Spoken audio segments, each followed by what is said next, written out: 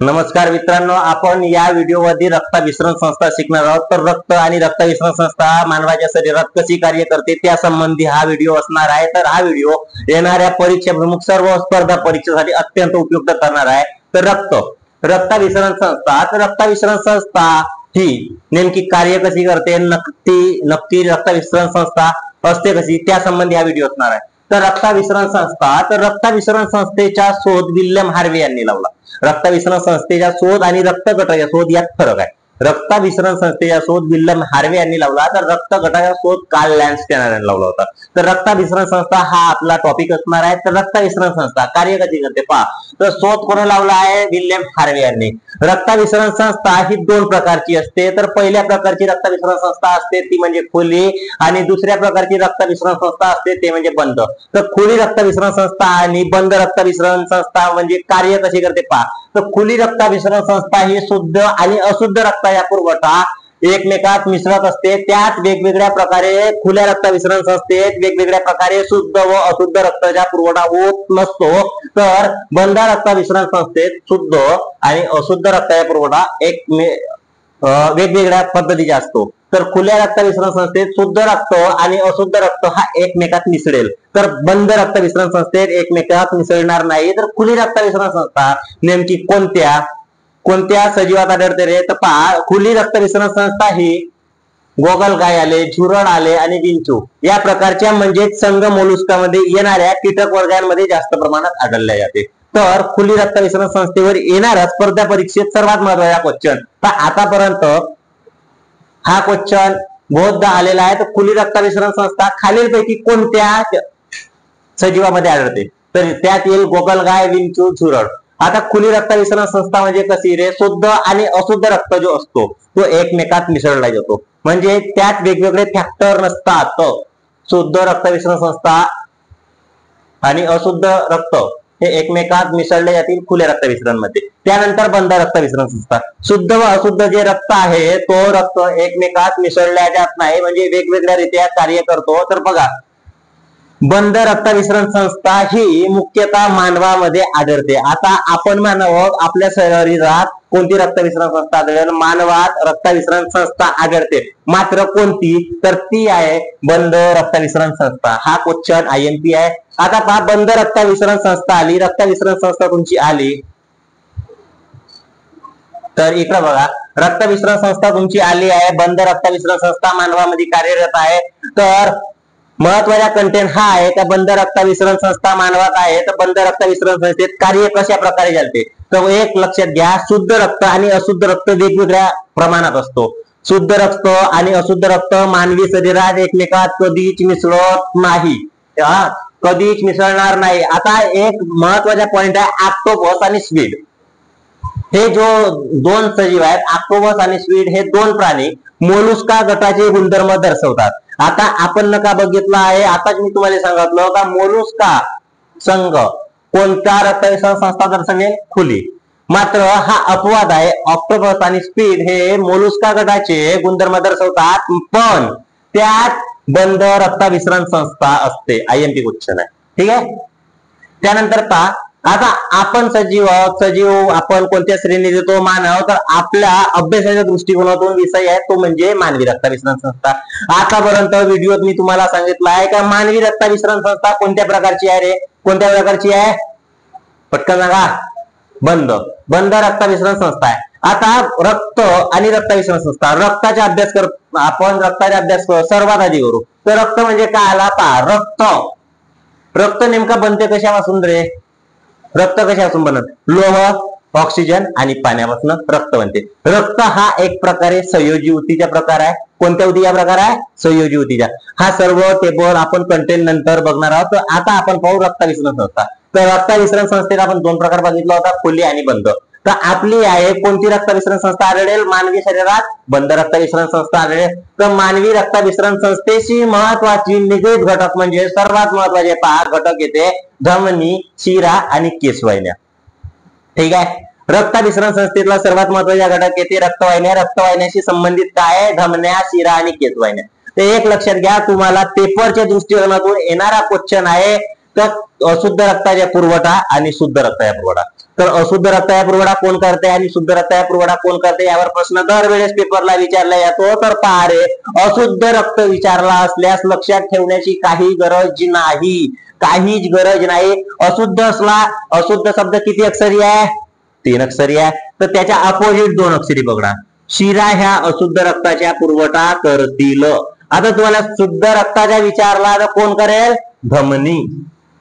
शुद्ध रक्ताचा पुरवठा कोण करेल? धमनी. एक लक्षात घ्या, लक्षात ठेवायचा कसा, अगर शुद्ध विचारला तर तो काय येईल? धमनी येईल. शुद्ध 2 अक्षरी आहे, अशुद्ध 3 अक्षरी आहे. आणि अशुद्ध रक्ताचा पुरवठा विचारला तर तो किती अक्षरी येईल? 2 अक्षरी आहे. ठीक आहे. तर अशुद्ध रक्त कोण करते? शिरा. का शुद्ध रक्त आणि अशुद्ध रक्त, शिरा व धमन्या या संबंधी संपूर्ण टेबल आपण समोर बघणार आहोत. तर पहिले एक लक्षात घ्या, पोलीस भरती आणि सर्व महत्वाच्या स्टेट गव्हर्नमेंटच्या स्पर्धा परीक्षेत दरवेळेस विचारला जाणारा प्रश्न आहे, मानवी शरीरात एकूण किती किलोमीटर लांबीच्या रक्तवाहिन्या आढळतात? हा प्रश्न बहुत वेळेस रिपीट झालेला आहे. मानवी शरीरात एकूण किती किलोमीटर लांबीच्या रक्तवाहिन्या आढळतात? त्याच्या उत्तर येते 97,000 किलोमीटर लांबीच्या. आता हा आहे कुठं रे? हा नेमका संदर्भ उचलला कुठून आहे? तुमच्या 8वी 9वी 10वीच्या सामान्य विज्ञान. त्याच्यावर तो या बोर्डावर मांडलेला काहीच नाही. ठीक आहे. मानवी शरीरात एकूण 97,000 किलोमीटरच्या लांबीच्या का आढळतात? रक्तवाहिन्या आढळतात. रक्तवाहिन्याचा अभ्यास ज्या शास्त्रात केला जातो त्या शास्त्राला कोणता शास्त्र म्हणतात आपण? कोणता? अँजिओलॉजी. आता पहा, रक्तवाहिन्याचा अभ्यास ज्या शास्त्रात आपण करतो त्या शास्त्राला अँजिओलॉजी म्हणतो. तर त्यानंतर पहा रे, दाबानुसार आणि जाडीनुसार एक लक्षात ठेव जा. दाबानुसार रक्तवाहिन्यांचा क्रम आणि जाडीनुसार रक्तवाहिन्याचा क्रम जेव्हा तुम्हाला विचारला जाईल किंवा क्रम लावा असा येईल, तर सर्वात जास्त एक महत्वाच्या लक्षात ठेवा, सर्वाधिक दाब धमन्यांमध्ये असतो न सर्वात जाडी धमन्यात असते. तर सर्वात शेवटी नेमका येईल काय? धमनी. धमनी. आता तुम्हाला दाबानुसार विचारला तर सर्वात कमी दाब हा कोणात आढळते? शिरांमध्ये आढळते. सर्वात कमी दाब कोणात आढळतो? शिरात आढळतो. आणि जाडीनुसार तर आता तुम्हाला केसवाहिन्या येतात. तर जाडीनुसार सर्वाधिक लहान असलेला घटक कोणता आहे? आता तुमच्या केसाच्या आकाराच्या ज्या वाहिन्या असतात त्या केसवाहिन्या, तर केसाच्या आकाराच्या आहेत. सर्वात लहान कोणता घटक? केसवाहिन्या. त्यानंतर काय ते शिरा. तुम्हाला जेव्हा क्रम लावा म्हणेल, जाडीनुसार क्रम लावा म्हणेल, तर सर्वात लहान कोण येईल? केसवाहिन्या. त्यानंतर काय येईल? शिरा. आणि त्यानंतर काय येईल? धमन्या. आता त्यानंतरच्या बघा, दाबानुसार विचारला तर सर्वाधिक कमी दाब कोणत्या घटकात असतो? तो असतो शिरा. त्यानंतर येतात केसवाहिन्या आणि त्यानंतर येतो धमन्या. ठीक आहे. हा एवढा कंटेंट आपण न पाहिला. आता शिरा आणि धमन्या नेमका याच्यातला काय डिफरन्स बिटवीन, पहा डिफरन्स, फरक काय नेमका? दरवेळेस प्रत्येक स्पर्धा परीक्षा एमपीएससी असो, कंबाईन असो, राज्यसेवा असो, गडब असो, गड्ड असो, रेल्वे असो, आरआरबी असो, या तुमच्या आरपीएफ असो, पोलीस भरती असो, सर्व स्पर्धा परीक्षेत एक क्वेश्चन ठेवला असतो एक धमन्या आणि शिरांवर. आताच तुम्हाला सांगितलं का शुद्ध रक्ताचा पुरवठा अशुद्ध रक्ताचा पुरवठा ओळखायचा कसा? शुद्ध रक्त असला, शुद्ध हा 2 अक्षरी शब्द आहे, तर आन्सर काय राहील? 3 अक्षरी शब्द धमनी. तर धमन्या पहा शुद्ध रक्ताचा पुरवठा करतात. पहिली शेडिंग आहे. धमन्या काय करतात रे? शुद्ध रक्ताचा पुरवठा. त्यानंतर हृदयाकडून शरीराकडे रक्त वाहून नेण्याचे काम करतात. आता हा नेमका होईल कसा? पहा, तुमच्या शुद्ध रक्ताचा पुरवठा कोण करते? धमन्या करते. तर आपण जेव्हा रक्ता चॅप्टर शिकलं होतं किंवा जेव्हा तुम्ही वाचत्या पुस्तक आहेत तेव्हा आपण सांगण्यात आलाय पुस्तक येत आणि मी सांगितलं फुफ्फुसाचा मुख्य कार्य कोणता आहे? फुफ्फुसाचा मुख्य कार्य कोणता आहे? फर्टिलायझेशन. तुमच्या रक्त शुद्धीकरणाचे काम कोण करते? फुफ्फुस करते. बरोबर आहे. रक्ताच्या शुद्धीकरण करण्याचे काम काय? फुफ्फुसाचे आहे. आता पहा, तुमच्या शरीरात असलेला रक्त 2 प्रकारचे आहेत, शुद्ध रक्त आणि अशुद्ध रक्त. आता शुद्ध रक्त म्हणजे नेमका कसा? शरीराकडून फुफ्फुसाकडे येणारा रक्त कसा असेल? अशुद्ध असेल. कारण शरीराकडनं जो रक्त येईल तो कशासाठी येईल? शुद्धीकरणासाठी येईल. तर जेव्हा शरीराकडून हृदयाकडे कोणता रक्त येईल? अशुद्ध. तर शरीराकडून हृदयाकडे जो रक्त येतो त्याचे वहन कोण करते? अशुद्ध रक्ताच्या वहन शिरा. अशुद्ध, अशुद्ध 3 अक्षरी, शुद्ध 2 अक्षरी, मग अशुद्धच्या कोण? शिरा. शुद्धच्या कोण? धमनी. ठीक आहे. आता त्यानंतर पहा, हृदयाकडून शरीराकडे रक्ताचे वहन कोण करेल? हृदयातून निघणारा रक्त कसा असेल? फिल्टर केलेला असेल, शुद्ध असेल, तर त्याच्या वहन कोण करेल? धमनी करेल. ठीक आहे. याच्यावरनं पहा, धमनी ह्या शुद्ध रक्ताच्या पुरवठा करतात, तर हृदयाकडून शरीराकडे रक्त वाहून नेण्याचे कार्य कोण करत असते? धमनी करत असते. तर धमन्या ह्या ऑक्सिजन युक्त रक्ताच्या पुरवठा करतात. कोणत्या? ऑक्सिजन युक्त रक्ताच्या पुरवठा. धमन्यांना झडपा असतात का? नाही, धमन्यांना झडपा नसतात. तर धमन्यात रक्तदाब हा जास्त असतो, IMP. धमन्यात का असतो रक्तदाब जास्त असतो? कोणाच्या तुलनेत? शिरांच्या तुलनेत. बरोबर आहे. आपण दाबानुसार क्रम लावला होता. दाबानुसार सर्वात कमी दाब कोणात येतो? शिरांमध्ये आढळतो. सर्वात जास्त दाब कोणाला आढळतो? धमन्यामध्ये आढळतो. आता त्यानंतर ज्या कंटेंट आहे, धमन्यांना भित्तिका जाड असतील. बरोबर आहे. जेव्हा तुमच्या धमन्यात रक्तदाब जाड आहे तर भित्तिका नॉर्मली जाडच राहणार आहे. त्यानंतर कंटेंटच्या काही आहे नाही. अशुद्ध रक्त पुरवठा. आता अशुद्ध रक्त पुरवठा कोण करते? शिरा करते. तर अशुद्ध रक्ताचा पुरवठा कुठं होते? शरीराकडनं हृदयाकडे होते. शुद्ध रक्ताचा पुरवठा हृदयाकडनं शरीराकडे सोडल्या जाते. ठीक आहे. आता त्यानंतर शरीराकडून हृदयाकडे त्वचा लगत असतात शिरा. बरोबर आहे. त्वचेच्या वर तुमच्या डायरेक्ट त्वचेला लागून असलेला कंटेंट येते, तो इथे शिरा येते. तर शिरांना मुख्यतः झडपा नसतात. भित्तिका असते, मात्र कशी असते? पातळ असते. आता त्यानंतरच्या तुमच्या कंटेंट राहिला, आपण म्हणला होता शिरा, धमन्या आणि केसवाहिन्या. केसवाहिन्या म्हणजे अत्यंत सूक्ष्म केसाच्या आकाराच्या असलेला वाहिना. तर त्यानंतर एकाच थराची बनलेली असते. काय? केसवाहिनी हे एकाच थराची बनलेली असते. केसवाहिन्या धमन्या व शिरा यांच्याशी संबंधित असतात व केसवाहिन्याच्या मुख्य कार्य असते अन्न, वायू आणि उत्सर्जन करण्याच्या कार्य कोण करत असते? केसवाहिन्या करत असते. तुमच्या शरीरात अन्नाची निर्मिती, वायूच्या नियंत्रण आणि उत्सर्जनाच्या क्रियेस मदत करणारा घटक आहे केसवाहिन्या. आता आपण हा रक्ताभिसरण संस्था बघितला. तर रक्ताभिसरण संस्था पाहिला तर आपल्याला महत्वाच्या पार्ट येते का रक्तभिसरण महत्वाच्या आहे? तर मानवाचा रक्त नेमका कसा बनला आहे, रक्ताचे घटक कोणते आहेत, त्या संबंधी आपण इकडे पाहू. आता पहा, रक्ताला आपण इंग्लिश मध्ये काय म्हणतो रे? ब्लड म्हणतो. बरोबर आहे. रक्त. आता रक्त हा दोन गटात विभागला आहे. एक रक्त दोन गटात विभागला आहे. तर हे दोन गट बघण्याआधी एक म्हणजे सांगा तुम्ही, रक्ताचा कलर कोणता आहे? रक्ताचा कलर कोणता आहे? जे व्हिडिओ बघणार आहेत त्यानं कमेंट मध्ये सांगा, क्लास मध्ये ना आपण सांगा रक्ताचा कलर कोणता आहे. चला ठीक आहे. आता पहा, रक्तद्रव्य आता रक्ताचे दोन भागात विभाजन करण्यात आला. ते दोन भाग कोणते? एक येते रक्तद्रव्य, त्याला आपण इंग्लिश मध्ये म्हणतो प्लाझ्मा, आणि दुसरा घटक येतो तो म्हणजे रक्तपेशी, त्याला आपण काय म्हणतो? Blood cells. आता पहा प्लाझ्मा. तर रक्तद्रव्य म्हणजे प्लाझ्मा. तर रक्तद्रव्य म्हणजे नेमका काय? तर तो पहा, रंग नसलेला फिकट पिवळसर अल्कली पदार्थ.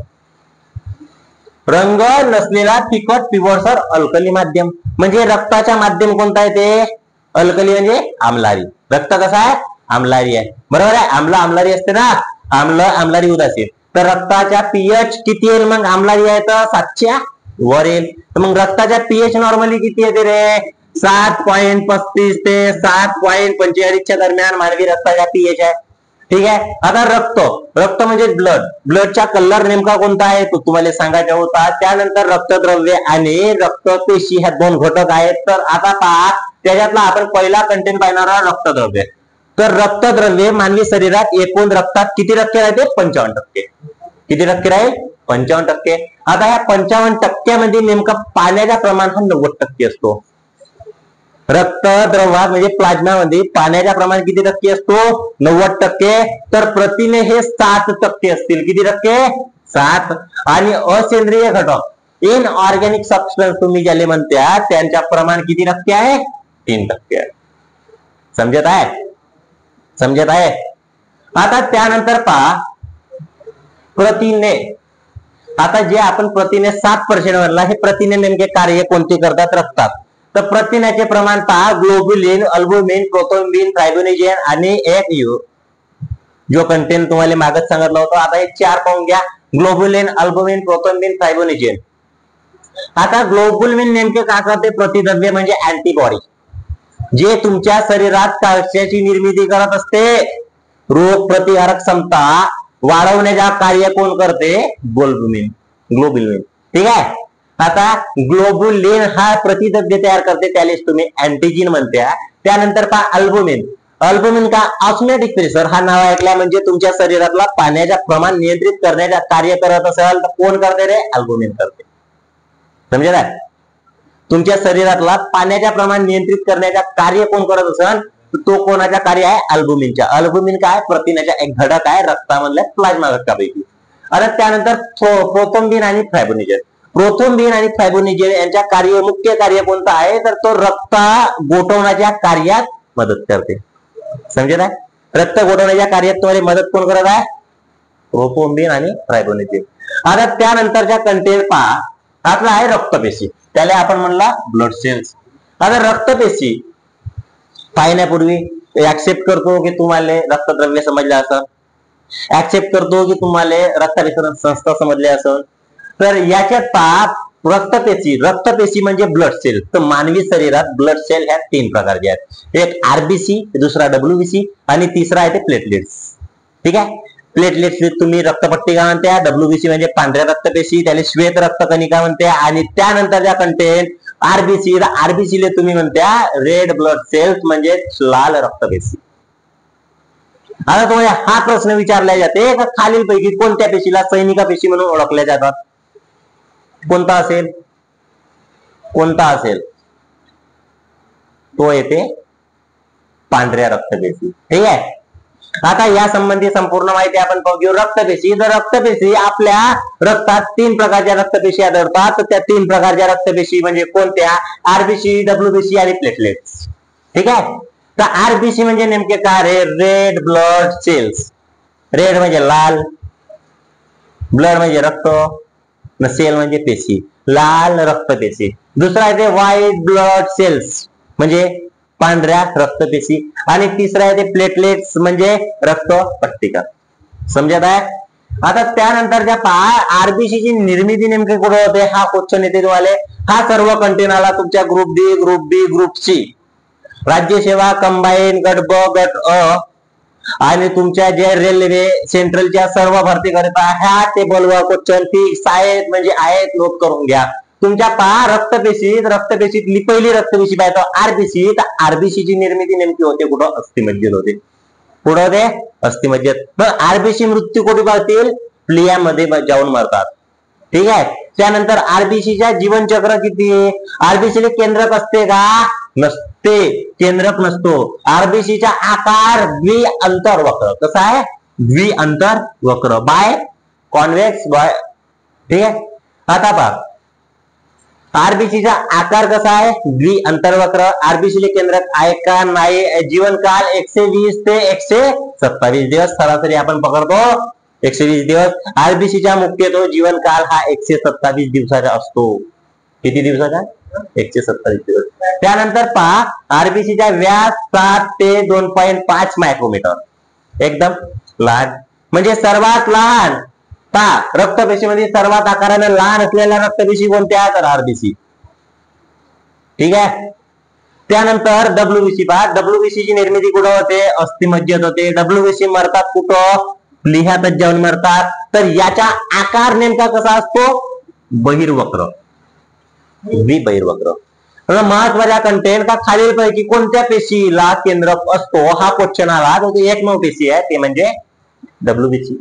डब्ल्यूबीसी ला केंद्रक असतो ना. डब्ल्यूबीसी याच्यासाठी महत्वाची आहे की डब्ल्यूबीसी याच्यासाठी महत्वाची आहे, अत्यंत कमी कालावधीसाठी 3 ते 4 दिवस त्याचा जीवनचक्र असतो. आणि तुमच्या शरीरातल्या सैनिकी पेशी म्हणून काम करतात. ह्या एखाद्या रोग होण्यापासून बचाव करण्याचं काम कोण करतात, डब्ल्यूबीसी करतात. आता त्यानंतरच्या तुमच्या पेशी म्हणला तिसरा घटक येते प्लेटलेट्स. म्हणजेच काय ते प्लेटलेट्स म्हणजे काय होते, रक्तपट्टिका आपण त्याला जसं काय म्हणत असतो. तर रक्तपट्टिका याला द्विबहिर्वक्र आकार आहे. यांना पण सुद्धा केंद्रक नाही. आताच सांगितलं, फक्त केंद्रक असलेले एकच पेशी आहे, ते म्हणजे डब्ल्यूबीसी. ठीक आहे, केंद्रक असलेली एकच पेशी आहे, ते आहे डब्ल्यूबीसी. आता पहा या प्लेटलेट्सचा आकार किती आहे, 5 ते 10 दिवस आहे. किती आहे, 5 ते 10 दिवस. कार्य काय, रक्त गोठवण्यास मदत करते. रक्त गोठण्यास का करते, मदत करते. या पद्धतीने आपण रक्त पाहिलं, रक्ताभिसरण संस्था पाहिला. आपण थोडक्यात रक्ताबद्दल व हिमोग्लोबिन बद्दल माहिती आता पाहू. पुष्कर फक्त पुष्कर